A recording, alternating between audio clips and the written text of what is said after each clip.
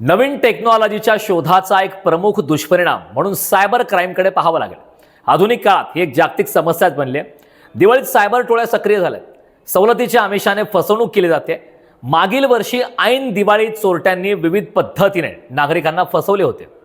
तर दिवाळी निमित्ताने सोशल मीडियावरती सवलतींचा वर्षाव सुरू आहे. मात्र याच आनंदोत्सवात विरजण घालण्यासाठी सायबर चोरटे सुद्धा आता सज्ज झाले. गिफ्ट लिंक, बंपर ऑफर आणि कॅशबॅकच्या आमिषाने नागरिकांची फसवणूक करणारे सायबर चोरटे सुद्धा आता सक्रिय झाल्याचं पोलीस तपासामधून समोर आलंय. त्यामुळे ऑनलाईन खरेदी करताना आपण काळजी घेणं अत्यावश्यक आहे.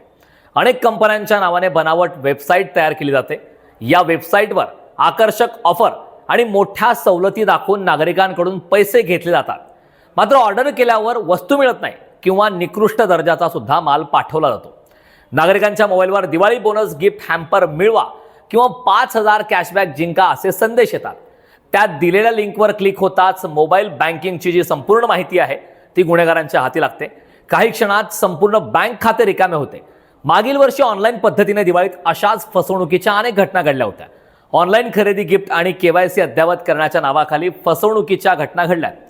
ऑक्टोबर पासून सुरू झालेल्या सणासुदीच्या दिवसात अशा घटनांमध्ये प्रचंड वाढ झाली. तुमचे खाते बंद होणार आहे, KYC अपूर्ण आहे अशा प्रकारचे मेसेजेस येतात. OTP आणि कार्डची माहिती त्यावेळी घेतली जाते, ज्यामधून मोठ्या प्रमाणात फसवणूक झाल्याची माहिती समोर आली. आता काय काळजी घेणं आवश्यक आहे या सर्वांपासून वाचण्यासाठी?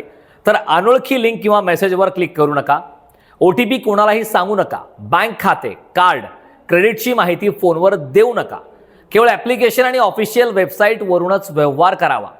जर फसवणूक झाली तर त्वरित cybercrime.gov.in या वेबसाईटवरती सायबर पोलिसांकडे तक्रार करा. विशेषतः दिवाळीच्या काळामध्ये ऑनलाईन फसवणुकीमध्ये वाढ होते. नागरिकांनी कोणते लिंक उघडण्यापूर्वी त्या लिंकचा सोर्स आधी तपासावा. सायबर क्राईम ही केवळ तांत्रिक समस्या नाही, तर एक सामाजिक जबाबदारीचा सुद्धा प्रश्न आहे.